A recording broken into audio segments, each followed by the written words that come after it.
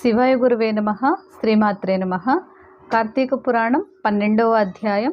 ద్వాదశి యొక్క ప్రాధాన్యత, ద్వాదశి రోజు ఏం దానం చేస్తే ఏం ఫలితం కలుగుతుంది అనే దాని గురించి ఈ అధ్యాయం. వశిష్ఠ మహాముని తిరిగి చెప్పుచున్నాడు: ఓ రాజా, కార్తీక మాసమందు సోమవార మహత్యము చెప్పినాను. సోమవారము కంటే శనిత్రయోదశి 100 రెట్లు ఫలితము కలుగును. శనిత్రయోదశి కంటే కార్తీక పౌర్ణమి 1000 రెట్లు ఫలితము కలుగును. పౌర్ణమి కంటే శుద్ధ పాడ్యమి 1,00,000 గుణాధిక ఫలితమునిచ్చును. ఏకాదశి నాడు ఉపవాసం చేసి గీతవాద్య పురాణముల చేత జాగరణమాచరించువారు సమస్త పాపముల నుండి విముక్తులగుదురు.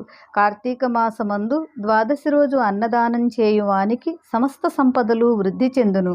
సూర్యగ్రహణమందు గంగా తీరమున 1,000 బ్రాహ్మణులకు భోజనము పెట్టిన పుణ్యము ద్వాదశి నాడు ఒక్క బ్రాహ్మణునికి అన్నము పెట్టిన లభించును. 1000 గ్రహణములు, 10,000 వ్యతిపాత యోగములు, 1,00,000 అమావాస్యలు కలిసి ద్వాదశిలో 16వ వంతుకు కూడా చాలవు. పుణ్యమును ఇచ్చు తిథులు అనేకములు ఉన్నవి, కాని ద్వాదశి హరిప్రియము కావున వాటన్నిటికంటే అధిక ఫలప్రదము. కార్తీక శుద్ధ ద్వాదశి నాడు అనగా ఏకాదశి నాటి రాత్రి యామముండగా హరి పాల సముద్రము నుండి నిద్రలేచును కనుక ఆ ద్వాదశిని హరిబోధిని అనబడును. ద్వాదశి నాడు ఒక్క బ్రాహ్మణునకైనను అన్నదానమాచరించువారు ఇచ్చట భోగములను పొంది అంతమందు హరిసన్నిధిని పొందెదరు. కార్తీక శుద్ధ ద్వాదశి నాడు పెరుగును దానము చేసిన ఎడల సమస్త ధర్మముల కంటే అధిక ఫలితమును పొందును.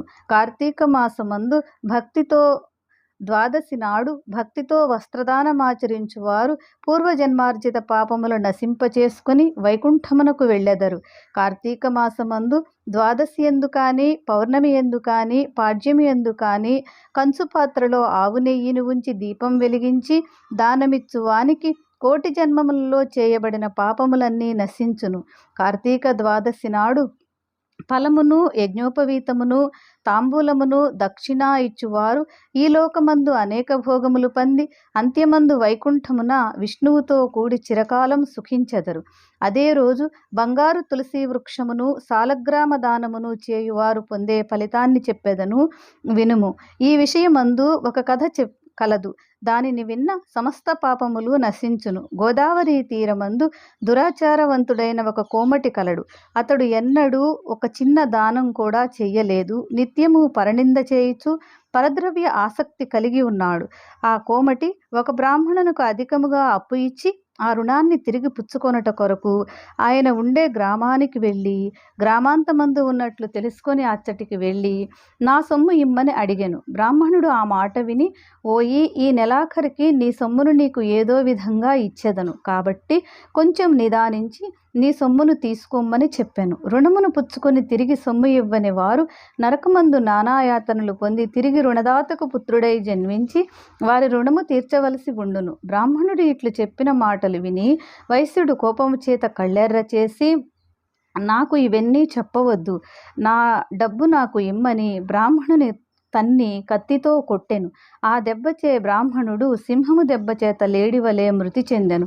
తర్వాత కోమటి రాజదండన వచ్చుననే భయంతో ఇంటికి వెళ్ళి ఆ బ్రాహ్మణుని చంపితనని సిగ్గుపడక సుఖంగా ఉండి కొంతకాలానికి మృతి చెందెను. అంతా కరాళముఖులు, అమావాస్య రాత్రి చీకటితో సమానమైన కాంతి కలవారు, భయంకర రూపం కల యమదూతలు పాశము ధరించి ఆ వైశ్యుని తమ పాశం చేత బంధించి యమలోకానికి తీసుకొని వెళ్ళి అచ్చట భయంకరమైన రౌరవాది నరకములలో పడవేసిరి. ఆ వైశ్యుని పుత్రుడు ధర్మవీరుడు. తండ్రి చనిపోయిన తర్వాత తండ్రి సంపాదించిన ధనం చేత నూతులు త్రవ్వించి, తోటలు వేయించి, చెరువులు త్రవ్వించి, చిన్న చిన్న వంతెనలు కట్టించి, ఉపనయనములు వివాహములు చేయుచు, ఆకలి అని అడిగిన వారికి అన్నం పెట్టుచు, నిత్య ధర్మములు చేయుచూ ఉండెను.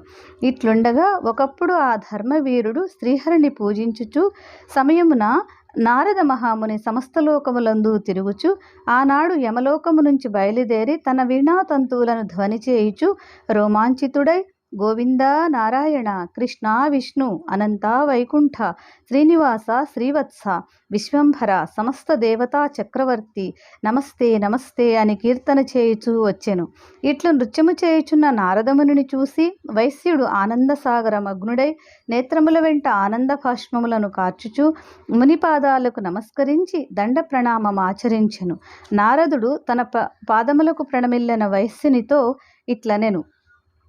అర్ఘ్యాజుల చేత పూజించి, హే నారద, మీరు మా గృహమునకు వచ్చుట చాలా దుర్లభము. నేను పూర్వమందు ఏమి పుణ్యము చేసినానో నాకు మీ దర్శనమైనది. నేను మీ దాసుడను, ఏమి సేవ చేయవలనో చెప్పుమనెను. వైశ్యుడు ఇట్లు పలికిన మాటలు విని నారదుడు చిరునవ్వుతో కూడిన ముఖము కలవాడై ధర్మవీరునితో ఇట్లనెను. ధర్మవీర, నా మాటను జాగ్రత్తగా విను. కార్తీక శుద్ధ ద్వాదశి విష్ణుమూర్తికి ప్రియము. ఆ రోజు చేసిన స్నానాధికము అనంత ఫలము ఇచ్చును. సూర్యుడు తులారాశి ఎందు ఉండగా కార్తీక మాసమందు ద్వాదశి నాడు ధనికుడు కానీ, దరిద్రుడు కానీ, యతి కానీ, వానప్రస్థుడు కానీ, బ్రాహ్మణుడు కానీ, క్షత్రియుడు కానీ, వైశ్యులు కానీ, స్త్రీ కానీ, పురుషుడు కానీ సాలగ్రామ దానం ఆచరించువారు జన్మాంతర కృత పాపములను చేసుకొందురు. ధర్మవీర, నీ తండ్రి చనిపోయి యమలోకమందు నానా బాధలు పడుచున్నాడు. అతని పాపశుద్ధి కొరకు నీవు కార్తీక ద్వాదశి నాడు శీఘ్రముగా సాలగ్రామ దానము చేయమని చెప్పెను. నారదముని చెప్పిన మాటలు విని వైశ్యుడు ఇట్లనెను. మునీంద్ర, గోదానము, భూదానము, తిలదానము, సువర్ణదానము మొదలైన మహాదానముల చేత లభించని ముక్తి శిలాదానము చేత ఎట్లు కలుగును? అది భోజ్యము కాదు, భక్ష్యము కాదు. కనుక నేను రాతిని దానము చేయను అనెను. నారద మహాముని ఎంత చెప్పినను వైశ్యుడు మూఢుడై సాలగ్రామ దానం చేయుటకు సమ్మతించలేదు. తర్వాత కొంతకాలమునకు ధర్మవీరుడు మృతి చెంది మహాత్ముల మాట వినని దోషం చేత, సాలగ్రామ దానం చేయని దోషం చేత నరకమందు అనేక బాధలు పొంది తర్వాత వ్యాఘ్రమై జన్మించి ముమ్మారు కోతిగా పుట్టి అనంతరం 5 సార్లు వృషభమై ఉండి తర్వాత 10 సార్లు స్త్రీగా జన్మించి గతభర్తయ్యై వైధవ్యమును పొంది ఉండెను. తర్వాత ఇట్లు 10 జన్మలు గడిచిన తర్వాత 11వ జన్మ యందు ఒక యాచకునకు పుత్రికగా జన్మించెను. తర్వాత కొంతకాలమునకు యవ్వనము రాగానే తండ్రి తగున వరునికిచ్చి వివాహం చేసెను. తర్వాత ఆ వివాహం చెయ్యగానే అల్లుడు మృతి చెందెను. ఆ అల్లుని బంధువులందరూ వచ్చి చూసి అట్టి బాల వైధవ్యమునకు చాలా దుఃఖించిరి. యాచకుడు దివ్య దృష్టితో చూసిన వాడై ఆమె బాలవైధవ్యానికి కారణం తెలుసుకుని బంధువులందరికీ పుత్రిక యొక్క పూర్వపుణ్యములను చెప్పెను. ఇట్లు చెప్పి కూతురు యొక్క పాపముల నాశనం కొరకు జన్మార్జిత పాపనాశన సమర్థమగు సాలగ్రామ దానమును కార్తీక సోమవారమందు వేదాంతవేత్త అయిన బ్రాహ్మణునకు ఇచ్చెను. ఆ సాలగ్రామ దాన మహిమ చేత కూతురు భర్త తిరిగి జీవించెను. తర్వాత దంపతులిద్దరూ సుఖముగా చిరకాలముండి స్వర్గమునకు వెళ్ళి అందు బహుకాలము ఆనందంతో ఉండిరి.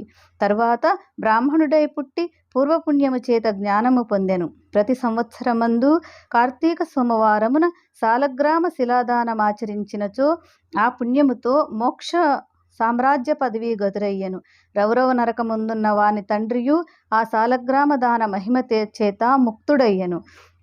పాపకర్ములు, 1,000,000 జన్మలలో చేసిన పాపకములు కార్తీక శుద్ధ ఏకాదశి, ఉపవాస ద్వాదశి దానాదుల చేత పోవును. కార్తీక మాసమందు సాలగ్రామ దానము వలన సమస్త పాపములు నశించును. ఇది ముఖ్యమైన ప్రాయశ్చిత్తము. ఇది స్కాంద పురాణాంతర్గత కార్తీక మహత్యమునందలి 12వ అధ్యాయం 12వ రోజు పారాయణం సమాప్తం. సర్వే జనా సుఖినో భవంతు. లోకా సమస్త సుఖినో భవంతు.